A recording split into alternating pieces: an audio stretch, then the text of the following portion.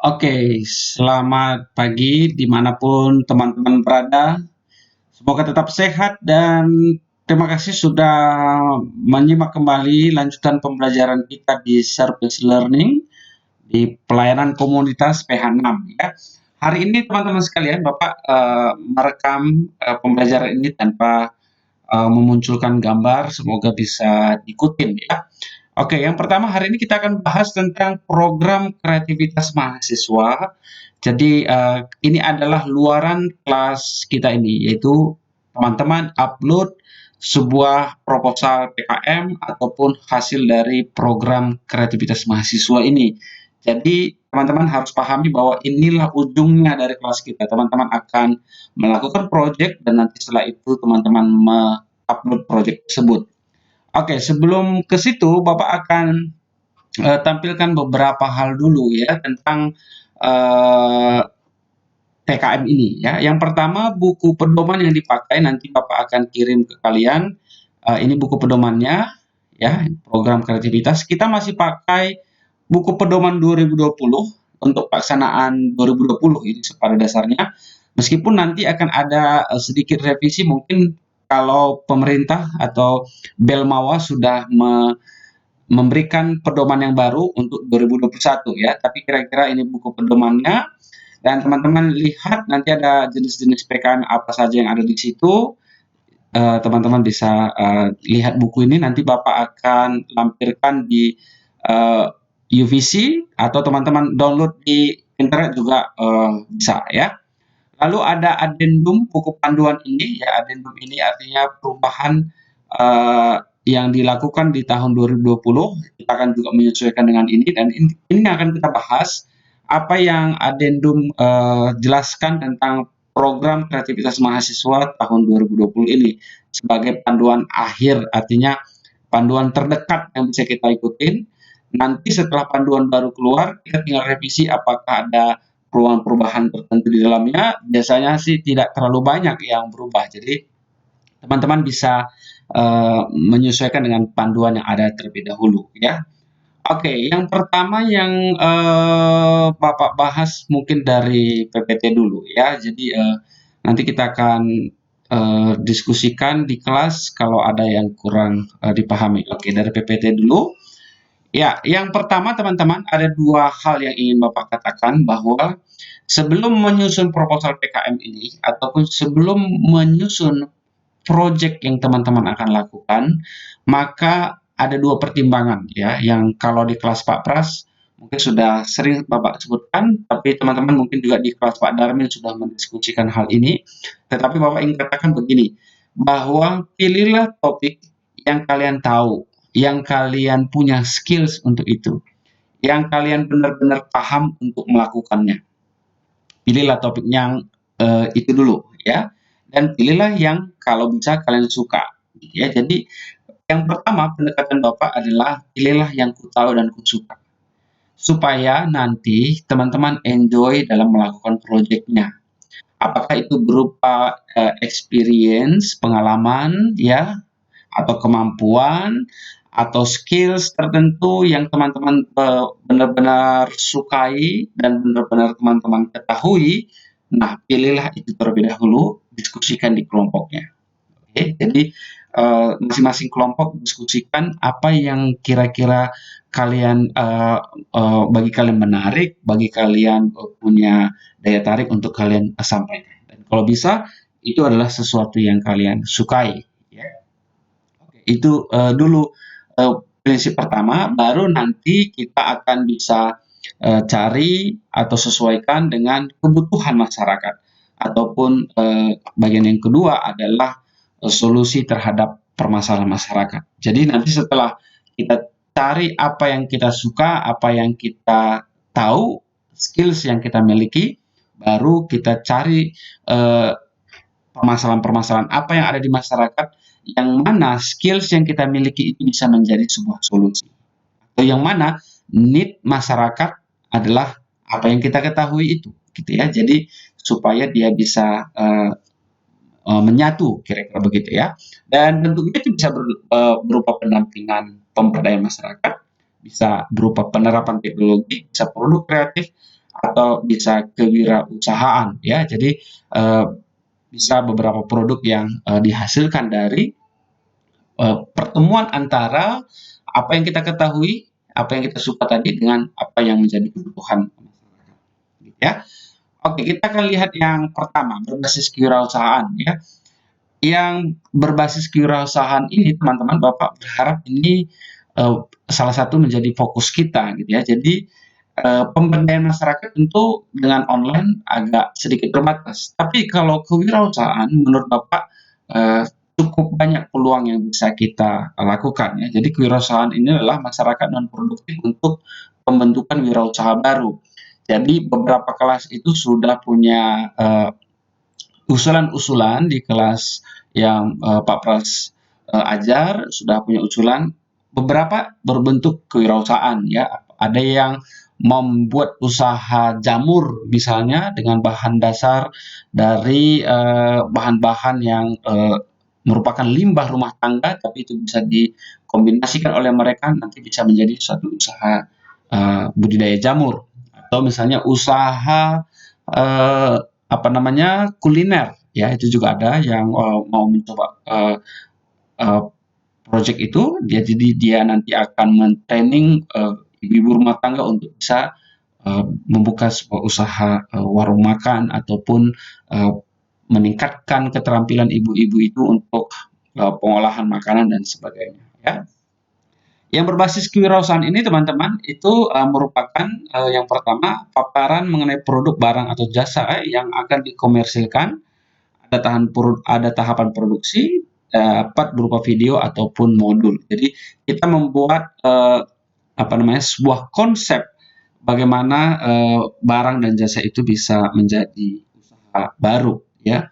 Lalu kedua, desain struktur manajemen usaha termasuk misalnya susunan organisasi tim, alur kerjasamanya dan lain-lainnya. Lalu desain pemasaran produk atau jasa, lalu desain keberlanjutan usaha ataupun program. Jadi kalau teman-teman mau mengangkat berbasis kewirausahaan, hal-hal inilah yang diharapkan teman-teman bisa hasilkan, gitu ya. Sebuah desain usaha, sebuah keberlanjutan usaha atau program yang akan teman-teman lakukan. Ya, itu berbasis kewirausahaan. Jadi nanti teman-teman juga bisa mengusulkan pendanaan bagaimana melakukan kewirausahaan ini ke UPRIDA melalui skema pembentukan unit kegiatan kewirausahaan mahasiswa. Gitu. Jadi nanti kita bisa cek apakah memang layak untuk didanai. Nanti kalau layak didanai kita akan danai. Ya, yang pertama. Yang kedua, penerapan IPTEK ya, penerapan ilmu pengetahuan, teknologi dan seni untuk memecahkan persoalan atau memenuhi kebutuhan masyarakat. Ya, ini Bapak kutip langsung dari adendum PKM yang terbaru ya. Jadi ini paparan mengenai ilmu pengetahuan, teknologi atau seni yang digunakan sebagai solusi dalam bentuk video atau modul, desain implementasi ilmu pengetahuan, teknologi atau seni di masyarakat ya. Jika dimungkinkan dilaksanakan secara daring dapat didokumentasikan dalam PKM 5 bidang ini ya, apakah melalui Zoom dan sebagainya, dan keberlanjutan program. Jadi teman-teman sekali lagi ini kalau adendum itu adalah dalam konteks online gitu ya. Jadi penerapan teknologi dalam konteks online, maka hasil-hasil yang dibutuhkan juga atau luaran yang diminta juga adalah dalam bentuk online ya. Lalu yang ketiga, pemberdayaan masyarakat ya, ini meningkatkan kualitas hidup masyarakat dan lingkungan, dan ini umumnya yang kita lakukan kalau service learning itu dilakukan secara offline ya. Kita mendampingi masyarakat, kita hadir di tengah-tengah masyarakat lalu bersama-sama dengan masyarakat memecahkan permasalahannya.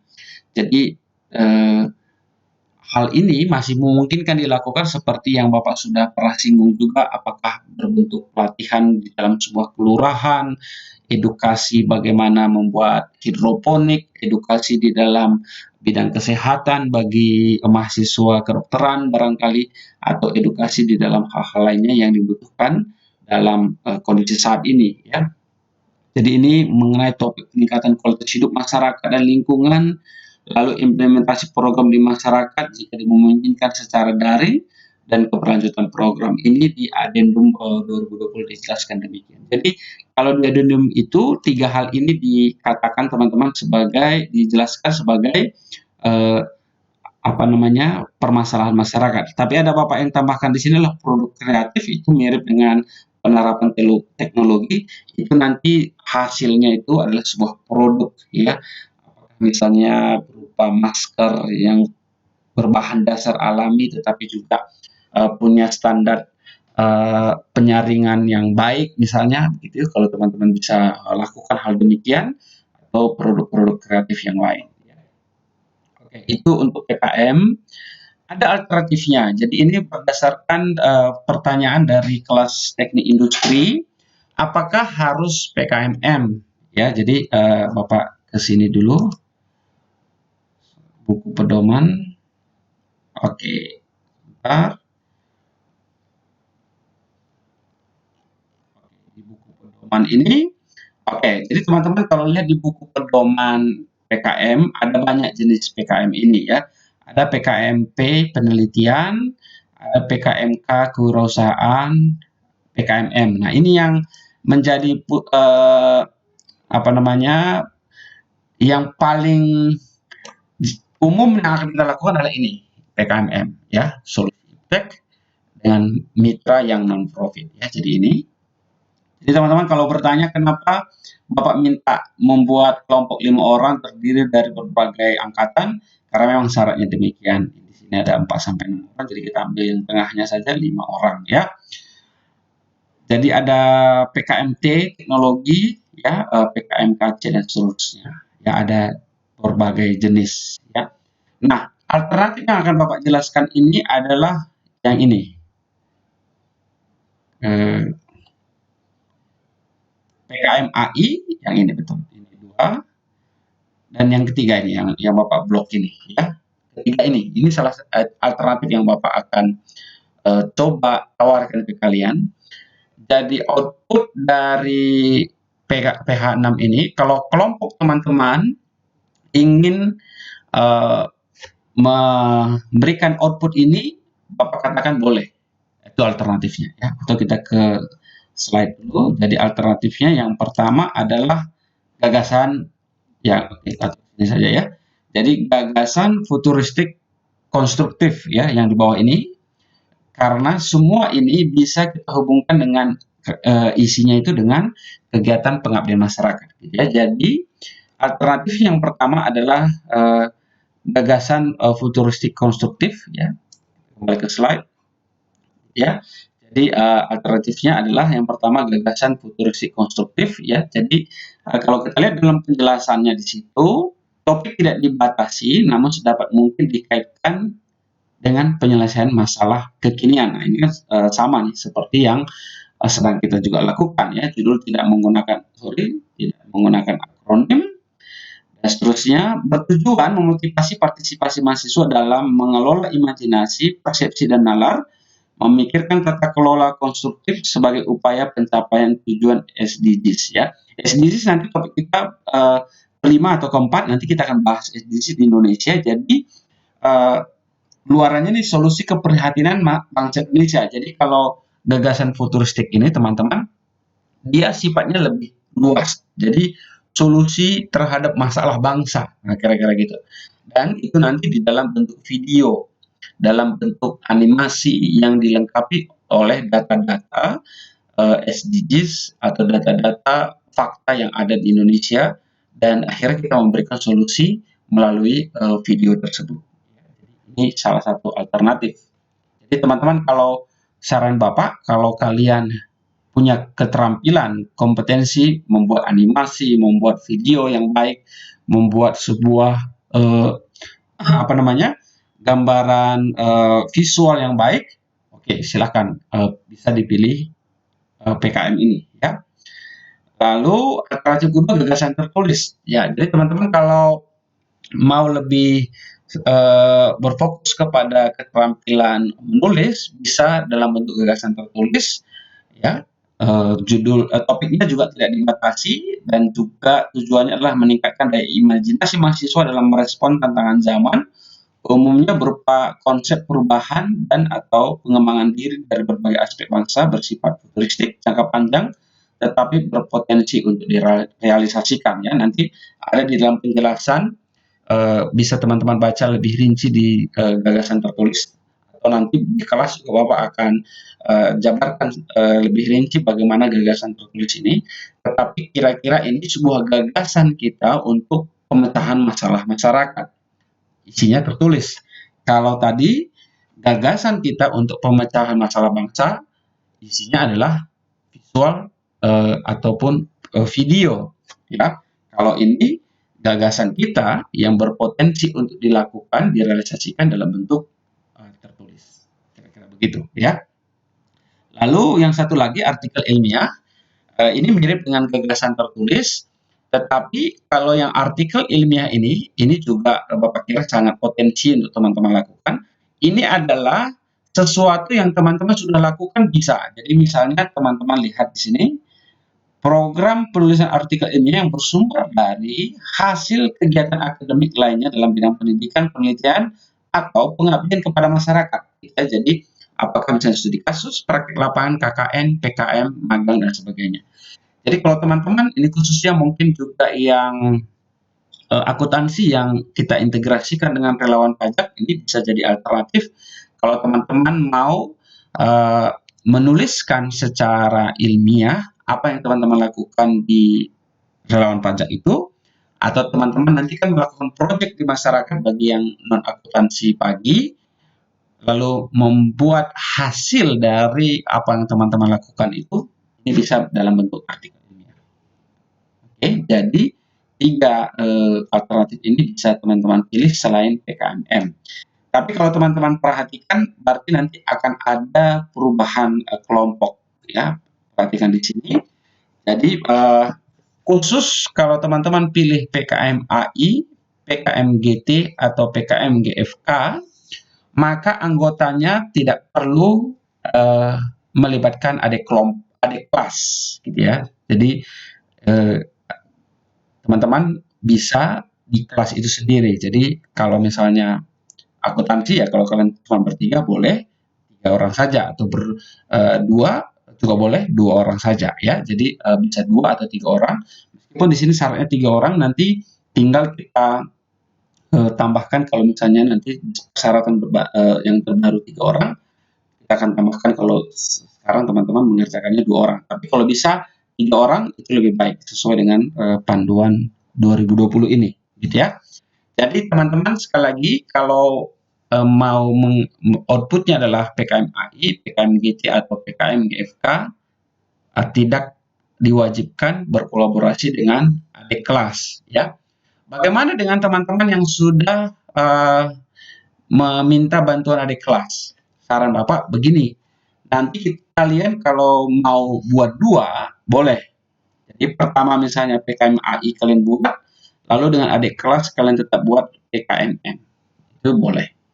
Jadi teman-teman peluang nanti teman-teman untuk mendapatkan hibah dari Belmawa Dikti yang menilai proposal teman-teman lebih besar.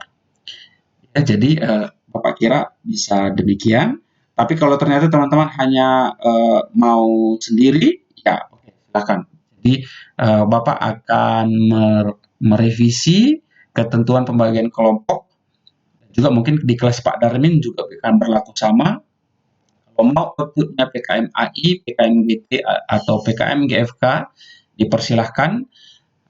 Dalam pembagian kelompoknya juga akan disesuaikan, tidak wajib bersama dengan adik kelas, karena nanti ini dia hanya tidak perlu dilakukan lagi. Jadi kalau ini, yang ini kalau teman-teman lihat, insentif akan diberikan, ya lumayan 3 juta nih, berarti kalau dapat 1 juta 1 orang, lumayan ya.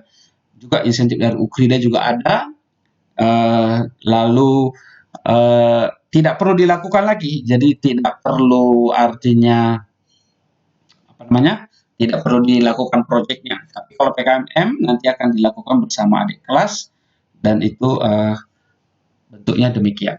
Nah, tapi teman-teman perlu ketahui ya, jadi kalau kita lihat di pengantar yang Bapak sudah sampaikan, atau Bapak ya, pengantar. Bentar. Oke. Oke, Bapak akan tunjukkan kalau waktu kelas pengantar Bapak kira kelasnya Pak Darmin, kalau ada yang mendengar ini juga hampir sama ya. Oke, kita lihat di pengantar.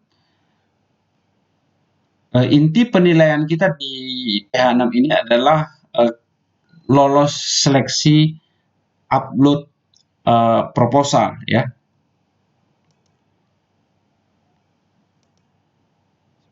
Yang mana? Oke, ini ya. Oke teman-teman, ini yang perlu diperhatikan. Oke, sorry. Ini ya. Apabila teman-teman memilih PKMM, PKM AI, PKM GT, lalu PKM GFK tadi boleh, tetapi tetap penilaiannya adalah sama, yaitu lolos seleksi UKRIDA dan berhasil diupload. Jadi teman-teman buatlah proposal sebaik mungkin, buatlah artikel ilmiah kalau mau artikel ilmiah sebaik mungkin agar lolos seleksi UKRIDA, dan itulah nanti akan menjadi penilaian utama kita di dalam mata kuliah PH6 ini. Ya. Jadi nanti kalau ada pertanyaan simpan dulu, nanti di kelas kita akan diskusikan gitu ya. Jadi sekali lagi karena memang ini pertama sekali kita lakukan, kalau ada perubahan-perubahan ya mohon maklum, karena memang kita masih mencari bentuk yang paling sesuai bagaimana supaya mata kuliah ini punya output yang jelas ya. Bagi Bapak ini yang paling penting, yaitu kita di dalam PH6 ini pelayanan komunitas harus ada hasilnya apa, dan Bapak kira sebenarnya ini prinsip yang baik. Setiap kita melakukan sesuatu jelas hasilnya.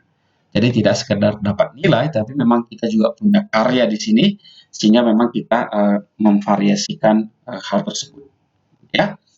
Jadi teman-teman nanti adendumnya ini nanti Bapak akan bagi, teman-teman bisa baca di sini. Ini dibaca dengan teliti. Kalau mau pilih PKMM bagaimana, PKM AI bagaimana, ini ada di sini syarat-syaratnya. Jadi kalau misalnya teman-teman pilih PKM AI, bisa langsung ke AI, berarti sebentar, di sini ada panduannya pasti,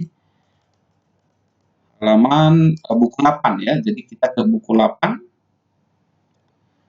Sebentar, kalau kita ke buku 8, oke, ini ke buku 8 ya. Ini artikelnya buku 8, teman-teman bisa lihat di sini bagaimana penulisannya dan sebagainya, luarannya dan sebagainya ada di sini. Ya. Nanti kita akan membuat sebuah pelatihan di UKRIDA, mengundang narasumber dari luar UKRIDA. Teman-teman kalau mau ikut nanti bisa juga ikut di dalam pelatihan tersebut. Ya, oke, di luarannya artikel ilmiah dan sebagainya. Oke, itu untuk buku panduan, itu untuk pengantar bagaimana kalian menulis PKM. Lalu Bapak akan tampilkan contoh-contoh, ya ini Bapak. Ini tahun 2013 di sebuah website Pekan Ilmiah Mahasiswa Nasional Program Kreativitas Mahasiswa Pengabdian Masyarakat. Jadi ini PIMNAS setingkat setelah mendapatkan hibah. Jadi orang-orang proposal-proposal yang mendapat hibah nanti akan diseleksi lagi, lalu kalau dia masuk kepada Pekan Ilmiah Mahasiswa Nasional berarti dia naik ke level berikutnya gitu ya, dan kita bisa lihat hasil contoh-contohnya ya. Teman-teman juga kalau mau sorting sendiri di internet, silahkan cari contoh-contoh proposal yang hasil mendapatkan penilaian baik dalam proposalnya ya. Misalnya ini program Lombok Rawit sebagai sarana terapi bagi anak tunalaras gitu ya. Ini tahun 2014. Lalu ada produksi hand sanitizer berbahan utama pelepah pisang sebagai program pencontohan UMKM. Nah ini dia berbasis penerapan teknologi, tapi juga bisa menjadi kewirausahaan ya. Jadi dia membuat hand sanitizer berbahan utama pelepah pisang. Menarik nih ya. Ada juga penambahan kosakata dan peningkatan nilai kehidupan pada anak tunarungu melalui musikalisasi puisi. Oke, ini bisa teman-teman download kalau mau. Ya banyak contoh-contohnya nih teman-teman. Ya teman-teman bisa lihat sendiri. Pemberdayaan kelompok tani dalam memantapkan produktivitas bawang merah lembah Palu melalui pemberian biokultur dan bioinsektisida Bioveria bassiana gitu ya. Itu juga anak pertanian nih. Ini contoh-contohnya banyak teman-teman yang bisa teman-teman lihat sebagai panduan produk PKM yang teman-teman lakukan. Ini yang terbaru, Bapak tunjukkan, ini dari Universitas, ya Bapak lupa nih dari universitas mana ya. Oke, tapi di sini juga banyak contoh yang lolos seleksi tingkat universitas. Nah, nanti kita juga akan melakukan hal yang sama. Jadi teman-teman, ini juga nanti bersaing dengan mahasiswa non kelas PPH, non PH6 maksud Bapak. Juga dari kedokteran dan dari prodi-prodi lain kita akan buka kesempatan ini. Kalau mereka akan mengajukan proposalnya, nanti kita akan seleksi dalam dalam tim review yang akan kita pilih nantinya. Ya, ini judul-judulnya sudah ada di sini. Nanti kita akan beri penilaiannya. Lalu apakah lolos seleksi Ukrida dan berhasil upload. Sekali lagi kalau teman-teman di kelas Bapak dan Pak Darmin juga pasti hal yang sama. Kalau lolos upload Ukrida, kalian mendapatkan nilai yang terbaik. Gitu ya. Harapannya semua lolos seleksi Ukrida. Oke, itu tadi contohnya. Lalu ini yang terbaru Bapak tadi cari. Ini terbaru mahasiswa Unhas yang lolos PIMNAS ini. Ini pendanaannya juga ada. Bapak mau kasih contoh yang ini PKMT, ini PKMM ya. Contoh dari Aisyah ya. Edukasi siaga bencana melalui kreativitas dan seni budaya Bugis Makassar ya. Lalu banyak contoh-contoh lain yang lolos seleksi, lolos PIMNAS dari universitas ini. Bisa teman-teman cari. Jadi pada intinya ini teman-teman bisa mencari sumber yang memang sudah begitu banyak contoh-contohnya. Tinggal kalau Bapak kira prinsip ini tadi perlu kalian ingat, tahu dan yang suka, sehingga teman-teman bisa mencari sisi originalitas program yang teman-teman lakukan atau keunikan dari program yang teman-teman lakukan. Ya. Jadi demikian teman-teman. Nanti semuanya ini koordinir juga oleh kemahasiswaan, Bapak sendiri yang akan langsung membantu teman-teman dalam proses penguploadan dan juga seleksi tadi, dan juga sekaligus sebagai dosen di mata kuliah ini. Jadi teman-teman yang kalaupun ikut dengan Pak Darmin, sama saja nanti Bapak dan Pak Darmin sebagai tim teaching di dalam proses penyeleksian. Teman-teman dari kelas Pak Darmin, kalau ada yang mau bertanya di YouTube Bapak ini juga boleh, silakan tuliskan pertanyaannya, nanti Bapak akan sampaikan ke Pak Darmin. Bapak juga akan membuat video berikutnya itu pertanyaan-pertanyaan yang muncul di kelas yang Bapak kira perlu didengar oleh semua teman-teman yang sedang mengambil mata kuliah ini. Nanti akan Bapak buat sesi tanya jawab. Di situ Bapak akan tampilkan pertanyaan-pertanyaan dan Bapak akan menjawab pertanyaan itu melalui tayangan YouTube ini ya. Jadi teman-teman yang dari kelas Pak Darmin juga bisa ikut kalau mau mendengarkan sesi tanya jawab tersebut. Jadi bisa ditulis pertanyaan di kolom YouTube ini, nanti Bapak akan jawab. Kalaupun teman-teman dari kelas Pak Darmin, Bapak akan sampaikan pertanyaan itu dan Bapak juga akan jawab di kelas tanya jawab YouTube ini ya. Oke teman-teman, jadi sedikit sharing yang lolos PKM tahun ini itu satu kelompok dari akuntansi 2019 ya. Jadi mereka melakukan kegiatan kemitraan masyarakat untuk memberikan motivasi, untuk memberikan semangat dan untuk memberikan spirit bagi para penderita kanker di rumah singgah CISC ya, di CISC. Jadi teman-teman itu sedang melakukan proyek itu dan kira-kira ada hal keunikan yang mereka lakukan itu memberi motivasi kepada orang-orang yang sedang berobat kanker di rumah singgah tersebut untuk memiliki motivasi lebih di dalam proses pengobatannya. Kira-kira begitu. Itu proposal yang lolos tahun ini. harapan kita tahun ini semakin banyak teman-teman kreatif dalam menulisnya sehingga semakin banyak yang akan lolos. Oke, itu saja yang ingin Bapak sampaikan. Sekali lagi kalau ada pertanyaan disilahkan ya, ditulis di kolom komentar atau di UVC kelas masing-masing. Terima kasih teman-teman.